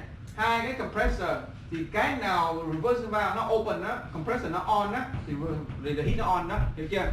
Nếu mà 2 cái nó on luôn á thì chứng tỏ ra cái reversing valve nói oh, you have 2 state right now is on, reversing valve open. Thì nó xài một cái point để control both compressor. Nhưng mà cái thằng viết program á không bao giờ nó để mà unit fight hot and cold đâu. If you do that, you're not a programmer. It have a gap. It's called temperature difference and pressure difference. You cannot overlap. Okay, that is the point for compressor. What about right here? What is this right here? Water coil.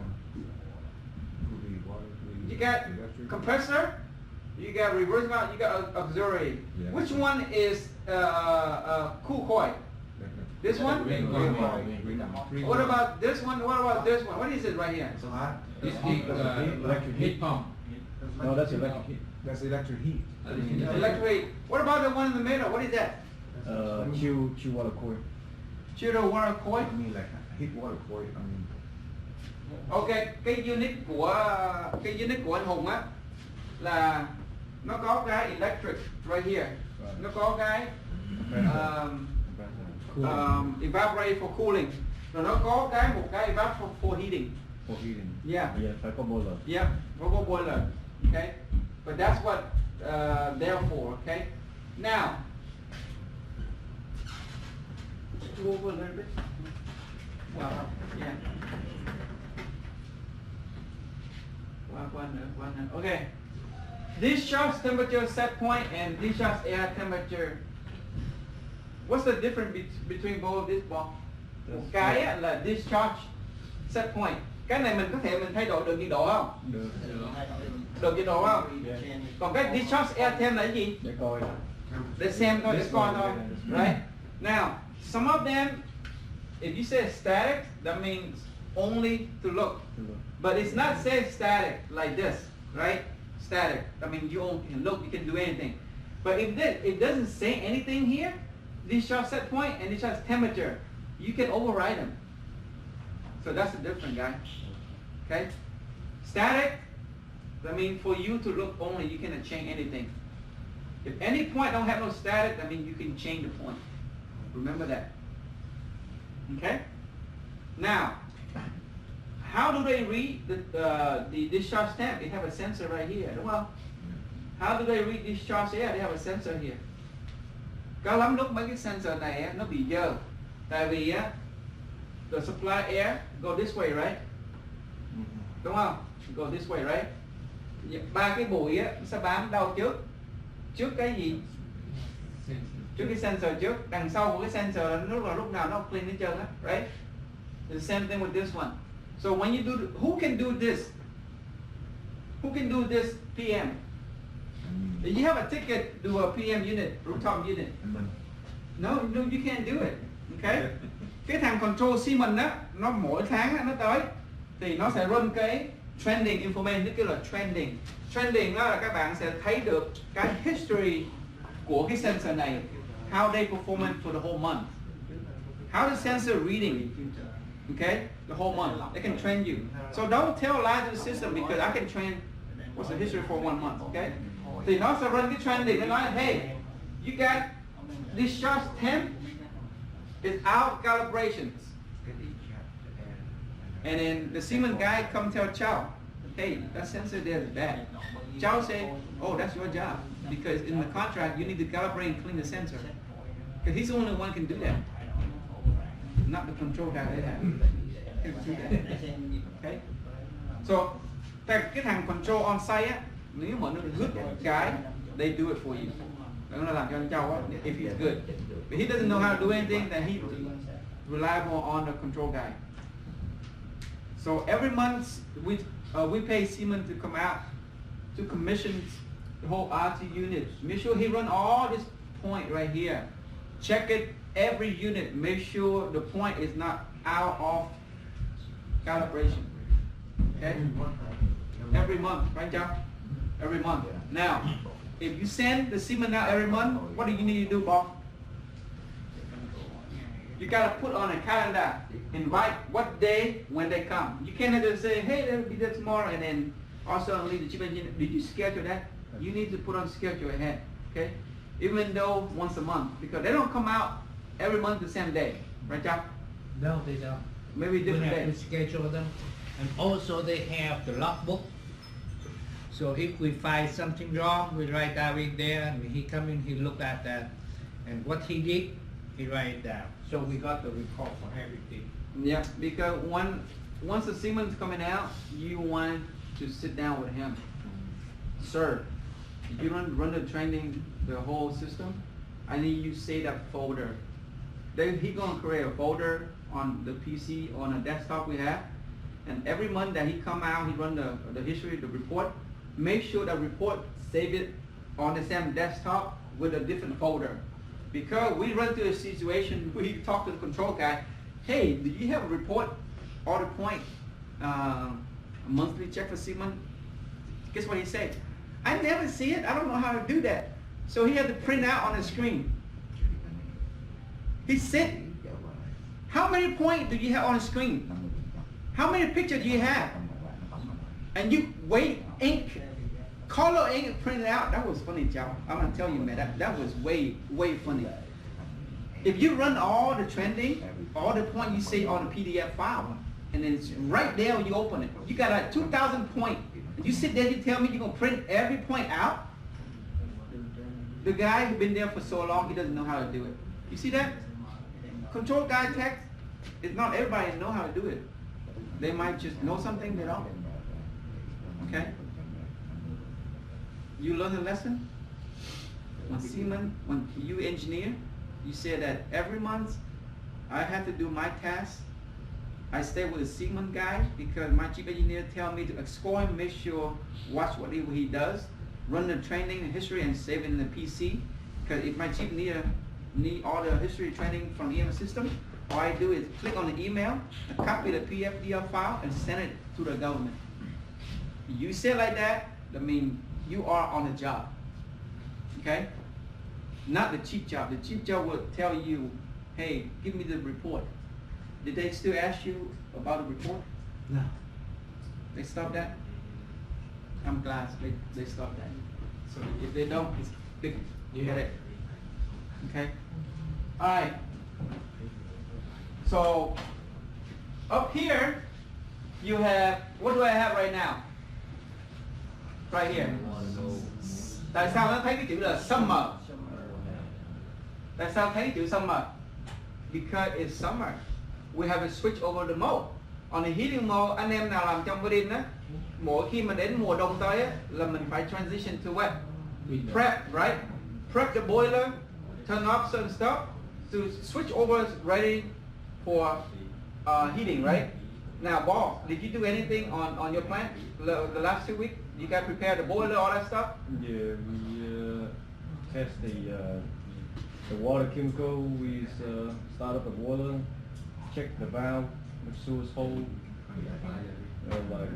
Like switch up to heating, you got to prepare a lot of stuff, right? We just do heat. We just provide heating only. We don't do chiller. Okay. Well, we make sure all the steam is, is flowing. The valve exercise flow, all the mechanism is moving, and then all the gate pressure check, all the pump is ready, right? The boiler is ready, right? Now, certain building on a boiler, after you switch all the equipments over, now, some of the buildings, they have a control switch mode. That control switch mode, it linked together, it's interlocked with all the equipment associated to the building. When you switch over, the system know that, hey, I'm ready for winter now. So that switch there, it tell you, I'm ready for the winter, everything linked to this switch. All the setting, all the heating is on that switch. Now, my building have that. Yours don't have it. Now, my building, I have to go in here and then switch over to summer to winter. Now, if I leave this on winter, what happened? The system say that, oh, it's still summer. So I'm running all the summer setting on the winter. You see that? So the temperature is throw away the whole building. You in the winter and you run on summer mode. And then people say, mine's too cold. Of course, you still on the summer mode. See that? So now, on this system here, it have a problem with the summer and winter mode. Anytime we lost power, it went back to default to summer, even though on winter. Good engineer need to catch this, or chief engineer need to catch this when it's happened. Now, Chow is the chief engineer. He called in Siemens guy. He said that I want this problem to be fixed.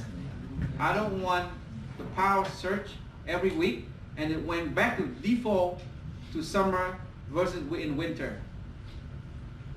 What would be the reaction the Siemens control guy answer to Chow. How and Chow give the command to the Siemens control guy monthly coming out. Chow will tell the problem to the control guy. Every time I lost power, it went back to default on the summer on a winter mode.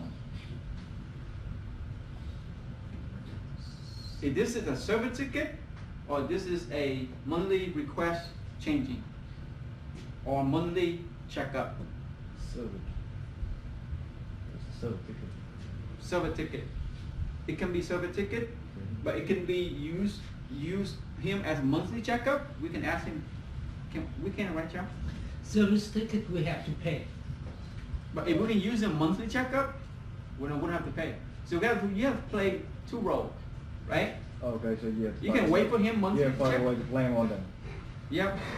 Yeah, we blame on them that something wrong with Right. their system, Right. so we don't have to pay for. Yeah. So Chow asked him, can you make this permanently summer winter mode when power is lost? He said, yes, I can. So he go in there, he will rewrite the program. Right. If power bump and we are on the winter mode, They will stay whatever they are. do not switch over to summer. He gonna rewrite the program, okay? He take out automatically in the program, okay? Because the program rewrite, if power is bumped, automatically switch over to blah, blah, blah, blah. Now he take that section out and he combine the software change. The software read it. Oh, next time, the software don't see the word automatic no more. So what does the software do now? It go back to the regular operation, okay? Now, something like that catch on your eye is called good operating engineer. I've been doing this for 7 years in this building. I request for 7 years, my boss don't want to do it. Now, if something happened again, what happened? Hey, I've been writing the logbook for 7 years, and you don't want to do it. So everything you do, you need to write on a logbook. Okay? I'll give you another example. I worked for a government job last Friday. My supervisor said that, how come you did not report that the guy is mark up the Y, the data Y, communicating Y in the lab 110? Why didn't you put on the report?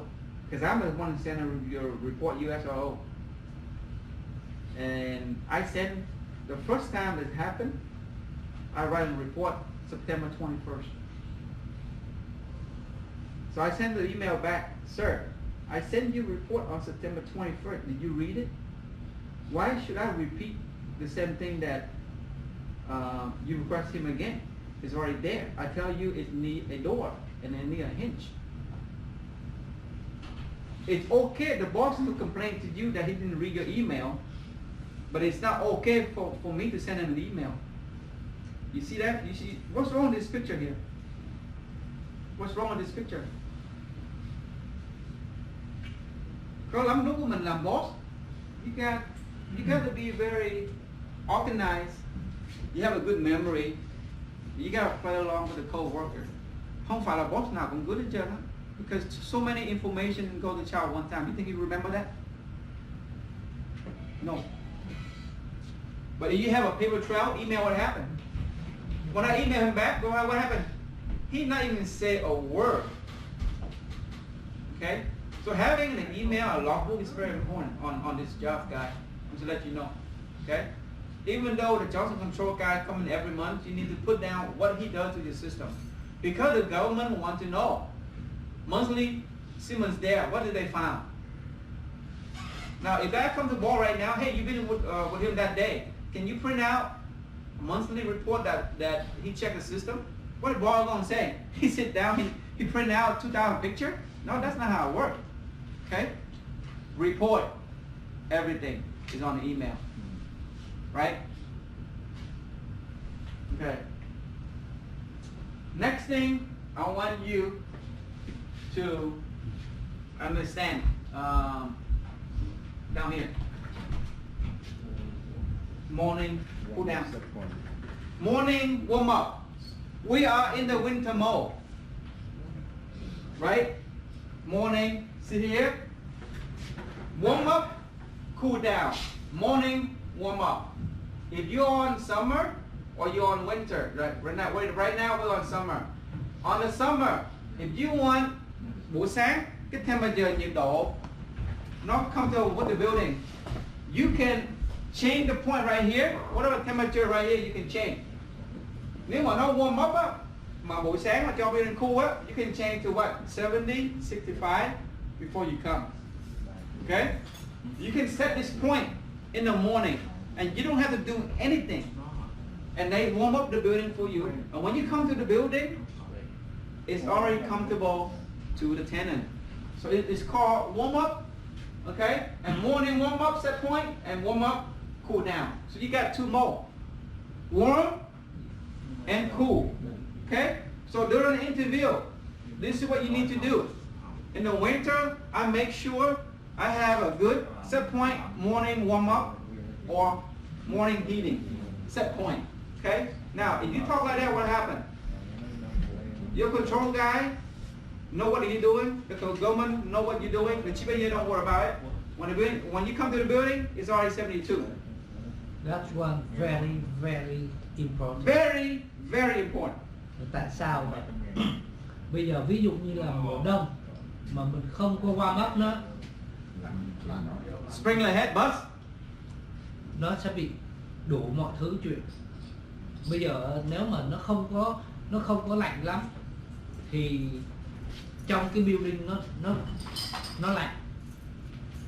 Take long time, very very long time to warm up the building. Nhưng mà nếu mà mình warm up in the morning đó, mình mở cái đó là nó ok. Đến khi mà 7-8 giờ client họ vô là họ feel comfortable. Mà mình không làm, tới lúc đó mình đưa 90 độ lên để warm up cái building. Bao nhiêu cái ticket? Yeah, nó phải chạy 100%. Bao nhiêu ticket vô? Nếu mà nói nữa anh cho Châu thí dụ đi. Thí dụ anh Châu quên buổi sáng đi, mà anh quên trong vòng 6 tiếng thôi. You know how many tickets come to Châu desk, PC? Thì có bao nhiêu người bao nhiêu ticket? Thí dụ trong nó có 2.000 người đi, 2.000 người đi. Thì nó email xuống, anh Châu phải sit down and respond to the ticket. But he responds to the ticket rồi xong rồi, nhưng mà he responds to the project manager, hey, what's going on man, did you forget about this? I need a report. Chính phủ cũng vậy nữa. Yeah. Thế mà mình có nhiều ticket là mình phiền đó. Cái chỗ của mình đó là less ticket is good, not nhiều. Okay? So, control technology. Anh em nào mà hold cái DC tới nào bị first á, nhấn mạnh vào cái EMS control. Okay? Morning warm up is very important. Okay? Now, if you request morning shift, let me talk to Ball about this one. I'm gonna train him. Ball, why do I need you 6 a.m. shift? Explain to me why. If I hire you, why do I need you? For the 6 a.m. morning shift? Yep. Or 5 a.m. Why? To get building prepared. Keep going. Make sure there's no issue before the building. People come to the work in the building. That's two. One more. I need one more. That's it. You got two good thought already. Make sure the building temperature is according to the lease standard. When people come to the building, they comfort, right? Yeah. Number two, you need to make sure the building everything is smooth transitions, right? Door open, no snow. If there's snow, you gotta put saw down. If so, you gotta coordinate the engineer to help you out. What's number three? To fix things. No, because morning shifts are shift we can fix things. Not the second shift. Morning Make shift. sure all the equipment is running according to. Yeah, the contractor, contractor, somebody. Because why? Because if you ask for an early shift, you gotta give them a good reason why. Because the chief want to listen to you. Yeah. If you early shift, what you need to do? You make sure the plant, the shift that pass on to you, everything is smooth. If it's broke, you have time to coordinate and fix right away, right? That's why we have equipment report every morning. If we find something in the morning that is broke down, you think on that day you have a smooth transition? No, right? Now, if the guy who transport the ship don't do that he's supposed to do, what happened to you? He give you a hard time, right? Transition ship is very important early in the morning. All you need to do, I make sure when I work early shift, I make sure I took care of the building very well. Because I don't want my chief to take a hit in the morning during the meeting. I mean, I come early, I get the information in the building, I pass on to the chief, prepare the chief the meeting, so he know aware what's going on in the building before he goes to the meeting. Right, Chuck? Yes, sir. That's the key. If you talk like that in front of the chief engineer, you think the chief engineer will reject you? No. You don't. You come early morning. You don't do your job, and the chief get hit. He come back to you, kick your ass real hard. Yes. Yes. Yeah. But the only thing in the morning is just go there and get a coffee and watch the YouTube. No, that's good, but interview is very important. Make sure nhấn mạnh cái câu này interview kè hòa. Sau này em đi interview á, em phải dùng cái phương pháp này. Okay?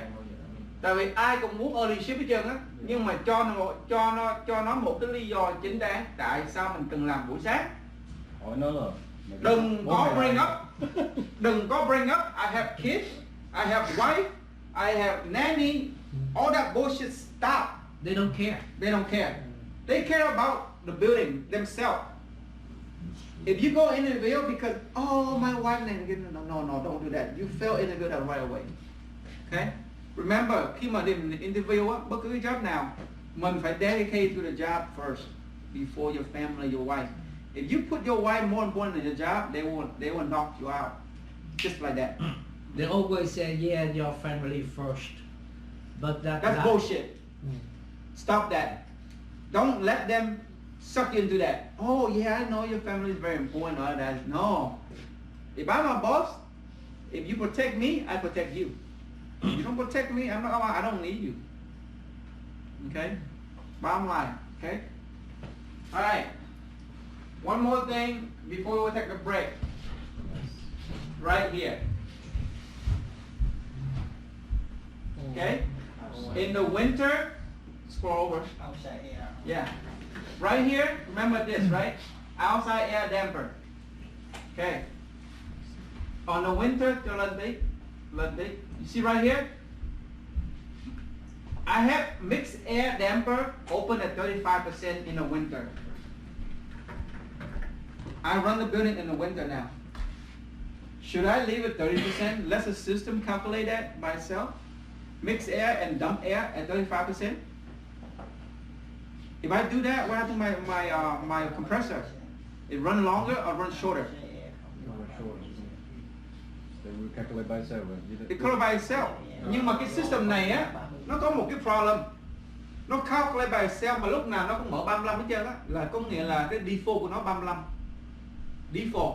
So in the winter, nếu mà các bạn mà run default mà 35 hoài á, what happens to your compressor and amp? It keep moving up. Right? So operate cái building á, không phải mình nhìn vào đó để mình nhìn đâu. Nhìn vào đó để mà mình suy luận lại. It works it run in the winter for 35% open. How much energy you lose, boss? Amp go up, electric bill go up. Compressor running all the time. Electric heat run all the time. Costs a lot of money. Okay. Yeah. Green building efficiency. They don't allow you to do that. Okay. Now, something like this, you can tell the Siemens control guy, rewrite this on the winter. If he refuses to do it, then you can go to Denver, override to 10%. You want to keep as much heat in the winter in the building, not exhaust out. Right? So two things you can do. Tell the Siemens control guy, can you put on default on the winter, 15%? Okay? If he says yes, write a logbook. If he doesn't want to do it, put in a work order ticket, fine, submit it. But in the meanwhile, you need to control the exhaust air in the winter. You don't want to lose a lot of heating in the winter. Okay? Anything else, John? One more thing, that one is okay, but one more thing with the 2-pie system. We don't have compressor right here, we have chill water and electric heat. In winter time, before we start for winter time, every air handler or big unit like this, for more than 5 tons, they do have smoke detector inside the unit. And before we warm up, we have to either silent or put it on triple before we start the heater or the alarm gonna go off. That's for the air handler with 2-pie system. Các bạn hiểu anh Châu nói gì không? The same thing with VV box. Same thing. VV box not too bad because that one is inside. You got electric heat. Yeah. When you start up, When the heat started, it burned all the dust right there. yeah, It comes you blow the smoke. smoke out to the building. Yeah. To the smoke detector and it go off, and everybody run out in the cold weather. Trong trường hợp này á, khi mà các bạn start up á, các bạn làm gì trước? Nếu mà các bạn làm building engineer hay là operating engineer? Bypass the fire alarm. Thank you. Bypass. Các bạn biết cách bypass chưa? Đầu tiên làm gì trước? Hoàng, đừng nói Hoàng trả lời. Đầu tiên làm gì trước? I call C-Tech and get operation number and call fire department fire alarm. Call out system. Okay. And after that we can bypass it. And then after that, what you need to do?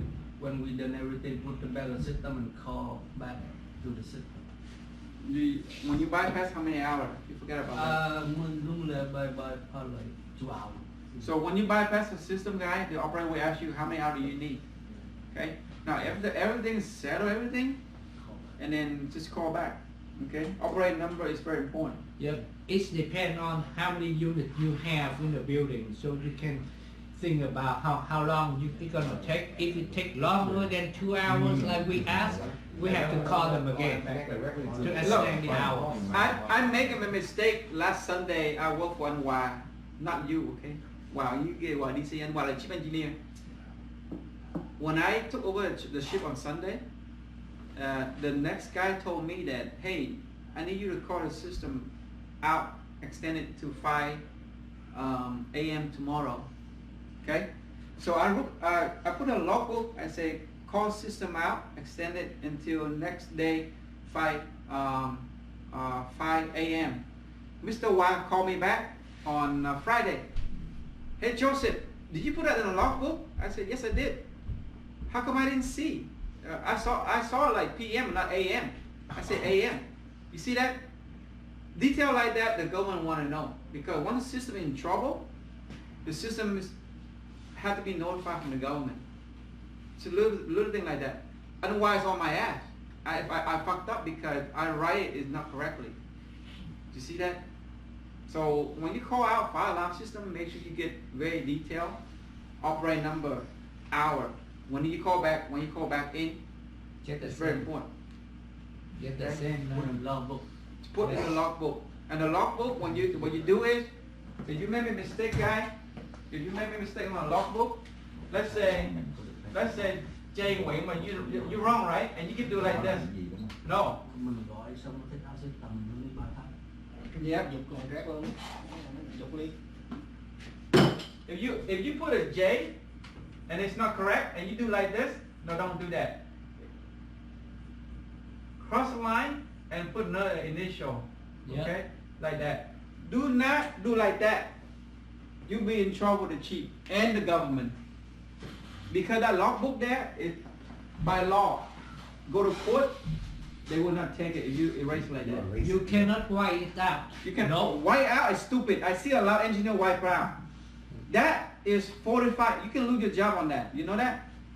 The logbook, black ink only. If you go to work and you see the logbook and all black ink, black ink, and one day you show up, shit, mẹ nó phải có một chiếc màu xanh, đi đại vô đi. You think the cheap next day he will let you go on that? No. Black ink. Có như thằng engineer stupid, he used a red ink. Yeah. Red for emergency only. Okay, you don't use that. Okay, now you can use a highlight to highlight the important stuff, but don't use like regular highlight. You gotta, the logbook is very important. You need to get to with the chief engineer how you want it, because it has to be uniform. Okay, let's take a break, eat chicken. Email cũng vậy nha, không có viết cái chữ đỏ trong đó nha. Yeah.